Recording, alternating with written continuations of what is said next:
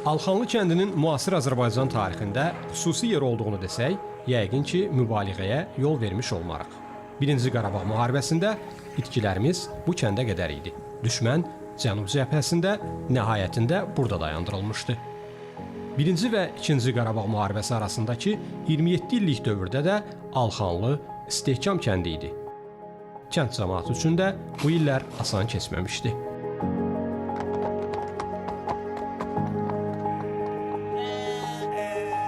Burada erməni bir addıma sövdü, qorxub eləmirdik. Gecə də qapını açıq qoyub yatırdıq. Belə, qorxmurduq heç nədən. Allah haqqı. Gedirdik biz o posta erməninin çənəsinin altında boyun aparıb atarıq. Erməni nəyindən qorxacaq? Erməni bünövrədən biz müsəlmanlardan qorxub. Get qoyma da.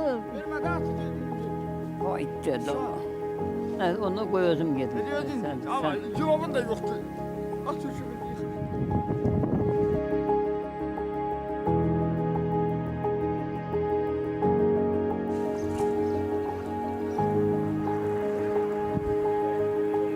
Bura öz evimiz idi, düzdür. Biz bura elə bir ki, gələ bilmirdik. Bura neytral idi, qorxuluydu. Hər dəqiqə bura atırdılar ermənilər. Buna görə də gələ bilmirdik.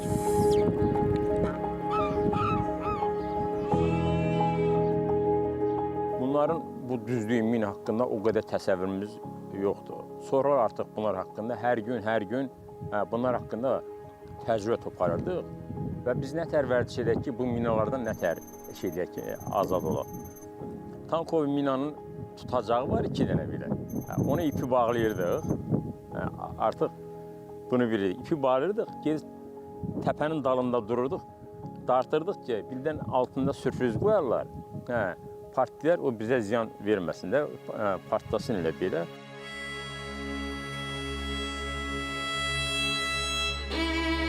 Müharibə başladı. Həmin mənim Rafailim əskərlikdən təzə gəlmişdi. Papski ilə apardılar müharibəyə. Bir neçə vaxtdan sonra buna evləndirdik, toy elədik. Bəy oldu da 3 aydan sonra şəhid oldu. Elə 2 qardaş ikisini də aparmışdılar. O da bu şəhid olandan sonra o birisini də boşladılar, gəldi. Allah bütün şəhidlərimizə rəhmət eləsin.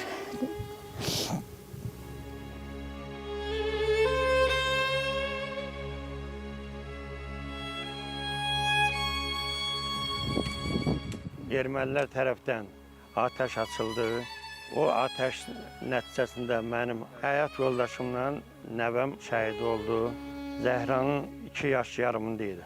Öz həyətimizdə hərəkət edən vaxt onları raketlə qətlə yetirdilər.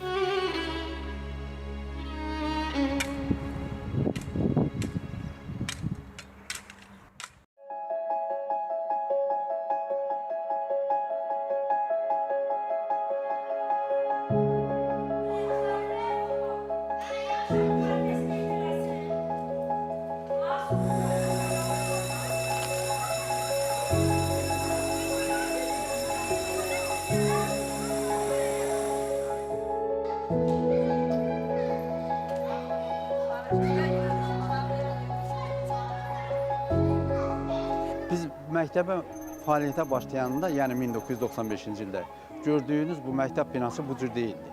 Ancaq divarlar vardı. Çətin şəraitdə olsa da biz fəaliyyətə başladıq. Məktəbin həyətindən ermənilərin səngərinə 2 kilometrə qədər məsafə var idi.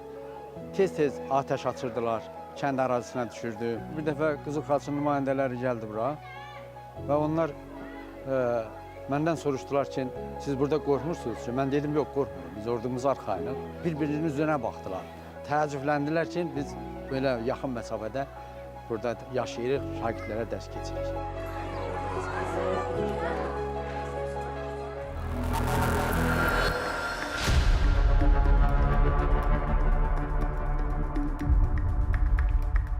Mərmi qalıqlarıdır. Alxanlı kəndində bu cür qalıqları tapmaq üçün çox axtarmaq lazım gəlmir. Ümumiyyətlə 1-ci və 2-ci Qarabağ müharibəsi dövründə erməni işğalçılarının mülki əhaliyə hücumları adi hal almışdı. Alxanlı kəndi də təmas xəttinin bir addımlığında yerləşirdi və bu cür hücumlara olduqca tez-tez məruz qalırdı. Əhalinin belə hücumlardan qorunması üçün kəndin müxtəlif yerlərində bu cür sığınacaqlar, kiçik istehkamlar qurulmuşdur.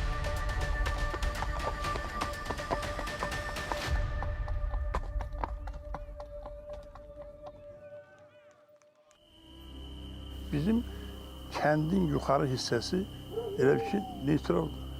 Həm biz ona bizim orada ora baxırdıq, həm də ermənilər neytraldır. Heç kəs ora girə bilmirdi.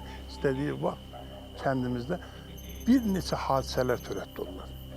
Yəni biz 1994-cü ildən ta 2020-ci ilə qədər burada sayla deyirəm ki, bir 6-7 nəfər itirdik. Daimi ateş altında yaşamışıq.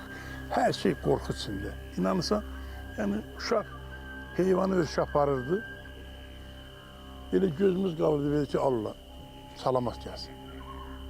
Salamat gələndə şükür edirdik ki, uşaqlarımız evimizə salamat gəlir. Həmişə qorxu içində. Əkin biçin təsərrüfatda işləmişik, çətinliklə işləmişik, qorxa-qorxa işləmişik. Traktor miniyə düşür. O pisən miniyə düşür. Həmişə bizim kənd ateş altındaydı. Həmişə heç yerə getmədik. Yaşadıq. Ordunun arxasında mülki əhali olmalıdır. Ordu arxalanmalı ki, mənim arxamda mülki əhali var.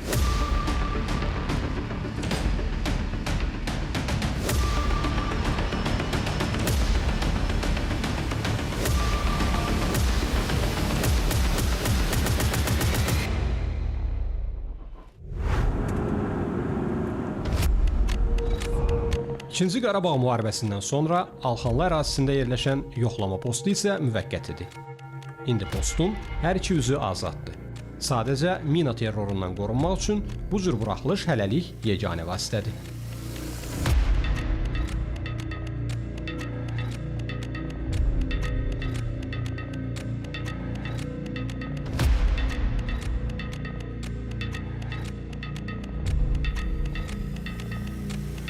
Vətən müharibəsində isə Alxanlı hücum kəndi, parlaq qələbənin başlanğıc kəndi idi.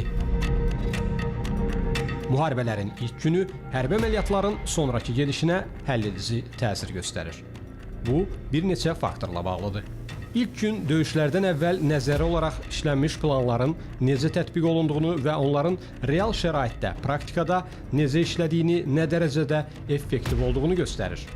Bugün həmçinin psixoloji plan da həlledicidir. İlk zərbə tutarlıdırsa, onun təsiri bütün döyüş boyunca özünü göstərəcək. Rəqibin hazırlıq vəziyyətini qiymətləndirmək baxımından da birinci gün əhəmiyyətlidir.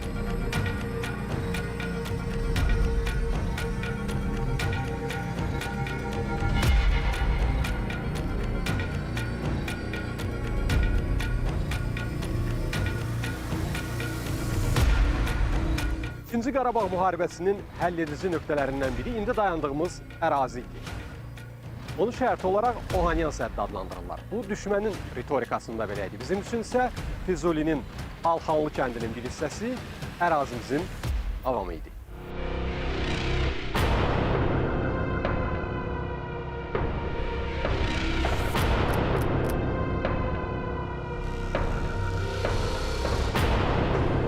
Birinci Qarabağ müharibəsindən dərhal sonra qurulmağa başlanılmış və 26 il ərzində ən müxtəlif maneə və istehkamlarla möhkəmləndirilmiş Ohanyan səddini düşmən tamamilə keçilməz hesab edirdi. Ancaq bəzi hesablamalar dəqiq aparılmamışdı. Ələlxüsus Azərbaycan əskərinin şücaəti və öz torpağı uğrunda hansı əzmlə döyüşəcəyinə dair hesablamalar.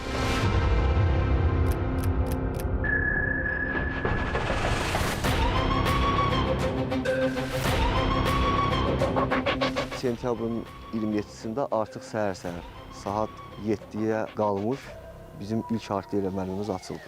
Artıq ermənin koordinat götürülmüş bütün istehkam qurğuları, hədəfləri artıq başladı məhv olunmalı. Bundan sonra artıq hardasa 40-45 dəqiqə ərzində artilleriya qurğuları düşmənin hədəf şəraitini tamamilə məhv elədi. Ondan sonra artıq saat 8-ə qalmış bizim şəxsiyyət gördüyümüz istiqamətdən bu mina sahəsindən hərəkətə başladı. 15-20 dəqiqə ərzində biz bu minalanmış sahəni keçdik. Çünki bizim əlimizdə olan kəsasma qurğuları ona imkan verirdi ki, biz sürətli bir şəkildə ön xətt səngərlə sataq. Bu gördüyünüz bu istiqamət düşmənin bir Ohanyan səthinin başlanğıcıdır. Yəni erməni 30 il ərzində burada heç bir insanın ağlına gəlməyən stehkam qurğularından istifadə edilmişdir. Demək olar ki, ön xətti tamamilə minalanmışdı. Döyüşün ilk saatlarında Ohanyan səthinin başlanğıc hissəsi götürüldü. Burada artıq bura qədər səngərə qədər texnikalar irəlilədi. Bundan sonra bu səngər satandan sonra artıq şəxsiyyət, yəni bizim xüsusi təyinatlı kəşfiyyat qrupları, əvvəlcədən təyin olunmuş qruplar başladı səngər əməliyyatına. Səngər əməliyyatına düşmənin canlı qüvvəsi, səngərdə möhkəmlənmiş bizə qarşı döyüşən canlı qüvvəsi məhv olundu. Birinci eşelon alınan sonra artıq başladıq ikinci eşelona doğru hərəkət etməyə.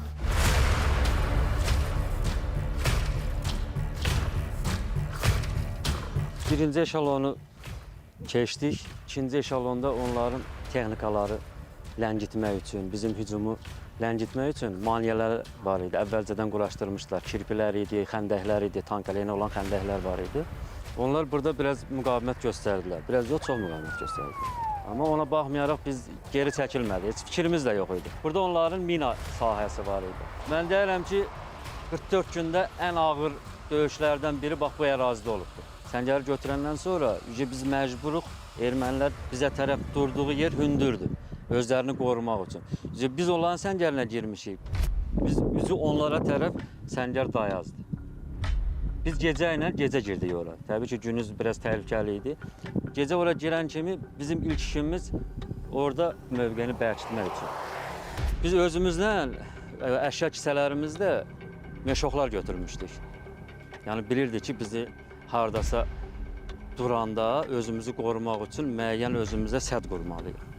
O meşoxlardan istifadə edib biz səngəri içini qazıb, meşoxlara doldurub öz təhlükəsizliyimizi təmin etmək üçün səngəri o baş bu baş meşoxlarla düzəltdik. Erməni səhər duranda baxdı ki, biz orada mövqələnmişik. Başladılar bizi minamyot atəşi ilə müqavimət göstərməyə. Baxdıq ki, burada sağ qalmaq üçün başqa bir taktika işlətmək lazımdır. Səngərin içində 2 nəfərlik əlavə olaraq yerlər düzəltdik. Səngəri elə bir o cür oyurduq. Səngəri o cür oyurduq, qabağını da meşoxla tuturduq belə. Meşoxla tuturduq. Qəlpələrdən qorunmaq. Qəlpələrdən qorunmaq üçün. Onların öz mövqeləri olduğuna görə oranın koordinatını qəşəng bilirdilər. Səngərin içini vura bilirdilər. Onun hesabına biz orada müqavimət göstərdik. Bir hardasa 10 günə yaxın biz orada onlarla döyüş apardıq.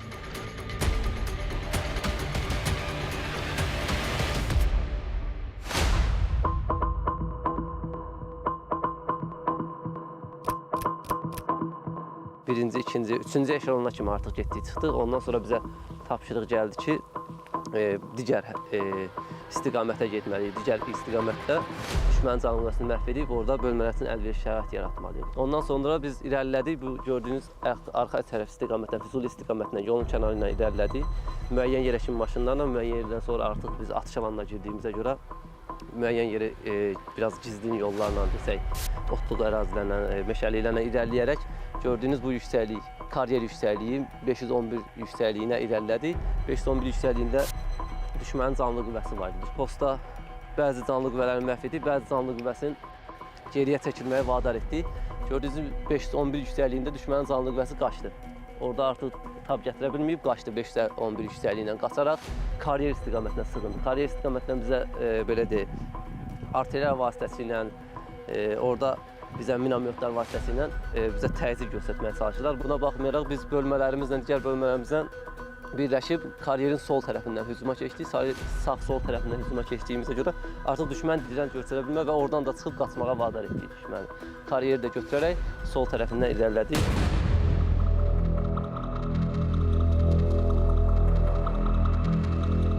Bəli, işğalçı hesab eləyirdi ki, ilk səddin keçilməsi üçün möcüzə baş verməlidir.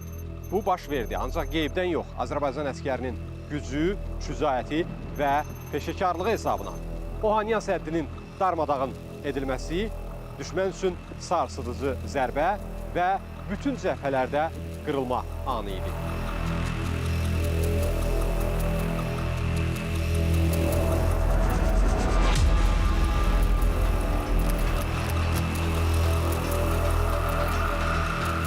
30 il ərzində onların bu cür bərk edilmə işləri üçün kifayət qədər vaxtları, imkanları olmuşdur. Ancaq Azərbaycan əskərinin döyüş ruhu və peşəkarlığı qarşısında təbii ki, bu istehkamlar da tab gətirmədi.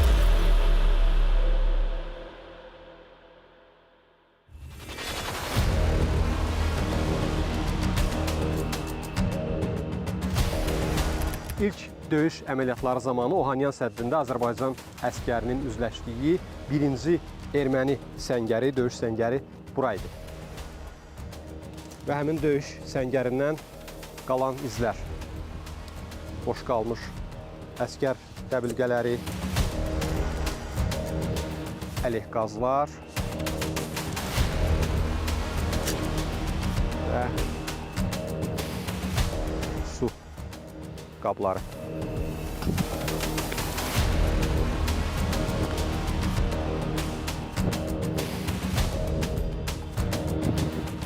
Bu cür beton parçaları ilə möhkəmləndirilib səngərin içərisi və bu isə müşahidə hissəsi, müşahidə nöqtəsidir.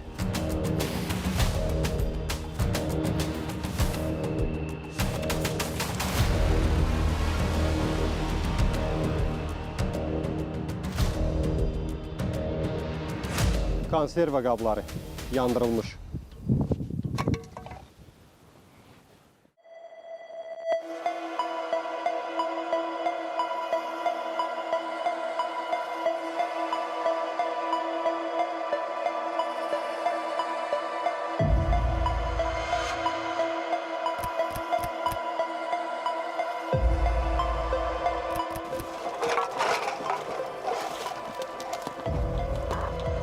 Bu yəqin həm də səslənsin deyə asılır. Bunu belə yandırırlar ki, yaxşı səs versin deyə.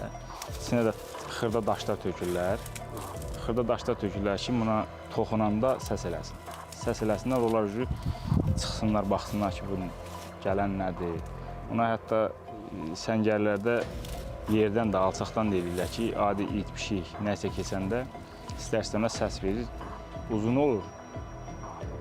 Birləşdirirlər bunu, hansı ki, sığınacağın qarşısına qədər. Səngərlərdə də qoyurlar.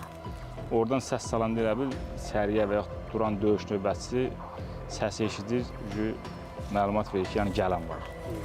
Onu bildirir. Bunlar da hamısı.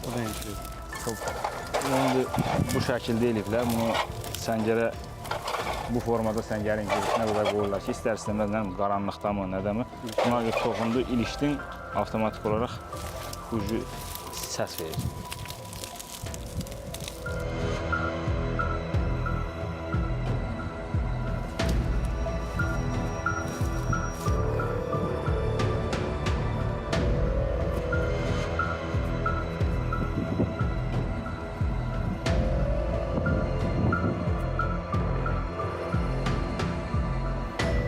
Birinci eşelon alınandan sonra artıq demək olar ki, texnikalar müəyyən olunmuş hədlərdə hədəfləri vururdu. Ondan sonra artıq biz şəxsiyyət ikinci eşelona çatanda əvvəlcən təyin olunmuş koordinatlar vasitəsilə biz koordinat ötürürdük. Hədəflər artilleriya qurğularından, texnikalarından vurulurdu. Ondan sonra hərəkətə başlayırdıq səngərə. Əsas, yəni Ohanyan səthinin üstünlüyü erməni tərəfindən idi ki, düşmən burada, yəni bəzən elə vaxt o ki, saatlarla bir mövqe artilleriya qurğuları tərəfindən vurulurdu, ondan sonra biz giririk. Çünki girmək mümkün deyildi.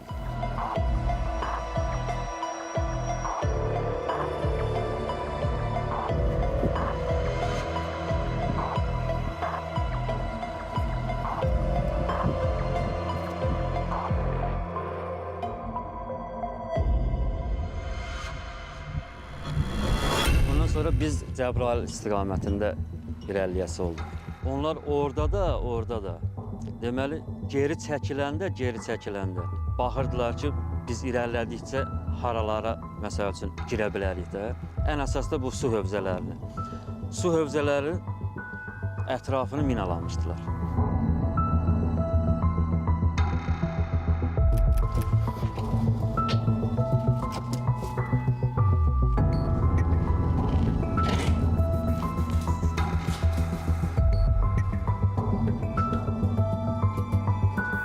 Yataq yeridir bura.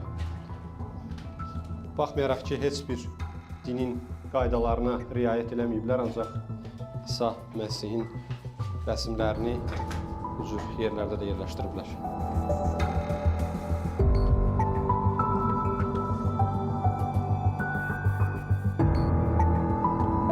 İşğala, vandalizmə, soyqırma heç bir din haqq qazandırmır.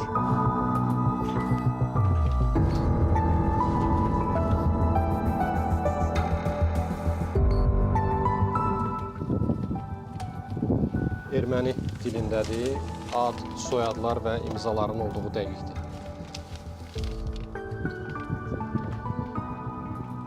Hansısa növbətçilik cədvəli olduğu daha ağlabatan görünür.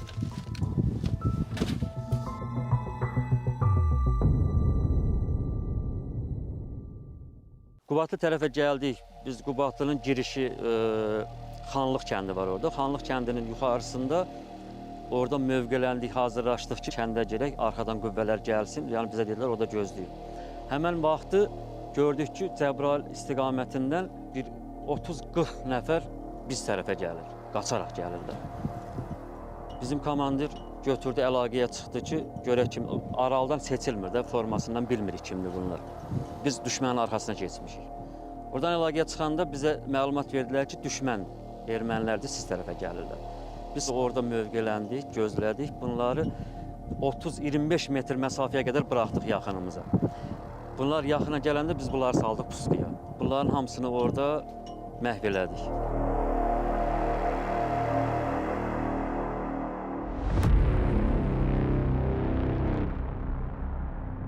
Bir gün paltarımızı dəyişdik, silahlarımızı təmizlədikdən sonra dərhal Füzuli, Cəbrayıl istiqamətində yola düşdük. Xocavənd rayon Hadrut qəsəbəsinə çatdıq. Orada bizdən əvvəl təyinatlı qüvvələr girmişdi, artıq orada döyüş gedirdi.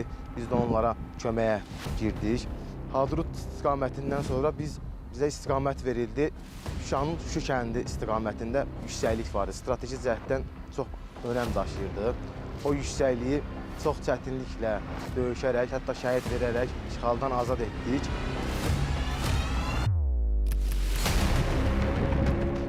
...2019-cu il tarixi. Sursat yeşiyi.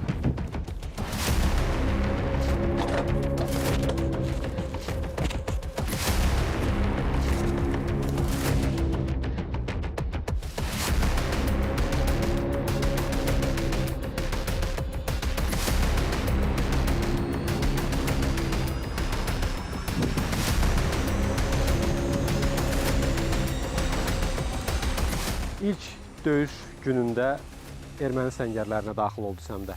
Nələrlə üzləşdiniz orada? Hansı maneələr var idi? Əvvəlcədən proqnozlaşdırılmayan, gözləmədiyiniz nələrsə var idi? Əvvəlcədən gözlənilməyən səngərlərə daxil olanda onların səngərində müşahidə sektorları çox qalın betonlarla, sektorların hamısı qalın betonla bərkidilmiş formada sektorları vardı, müşahidə sektorları, sığınacaqları hamısı möhkəmləndirilmiş, betondan tikilmiş müşahidə sektorları, sığınacaqları da var idi. Bu dəliklər nədir? Bu dəliklər su yığılmaq üçün də nəzərdə tutulub. Səngərə bu tülkü oyuğu deyirlər buna. Bu suda yığıla bilər və yaxud burada sığınmaq da olar, hansısa atış zamanı burada sığınmaq da olar.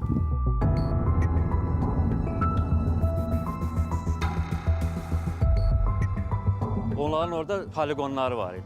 Poligonun axırında bir dənə böyük çınar ağacı var. Həmən çınarın da dibində bulaq var idi. Biz o bulağı gördük, istədik ki, oradan su dolduraq. Nəsə, irəliləyəndə komandir birdən dedi ki, durun. Hamımız dayandıq. Niyə duraq da biz? Komandir dedi ki, mina var orada. Baxdıq ki, yerdə belə balaca desant əleyhinə minalar var. Minalar var, hansı ki ləngitmə minalardır. Belə xırda minalardır. Qənətləri belə plastikdən.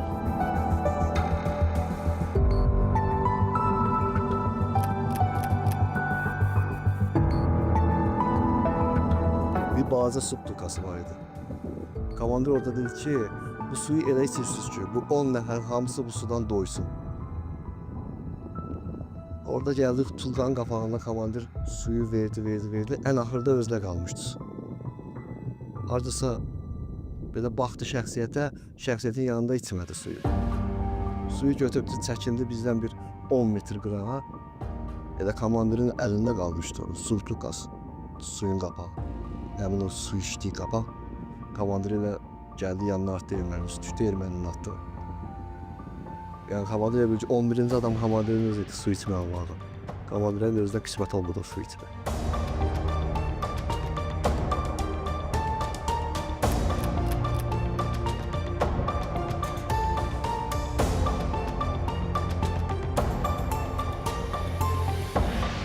Günlük Vətən müharibəsinə qədər Azərbaycan tərəfində ermənilərin işğal etdikləri ərazilərdə dağıntılar törətməsinə dair dəqiq informasiyalar var idi. Ancaq ilk günün hərbi əməliyyatlarının uğurla başa çatması və Ohanyan səddinin aşılmasından sonra önümüzdə daha tükürpədici mənzərə açılırdı.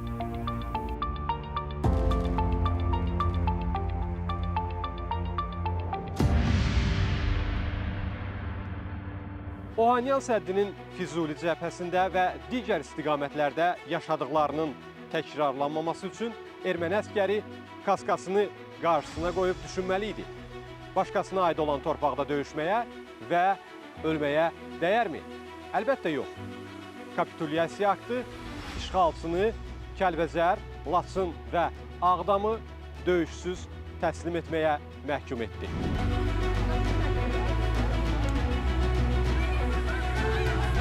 İndi bu coğrafiyaya həyat qayıdır. İnsanların təbəssümü, uşaqların gülüşü qayıdır.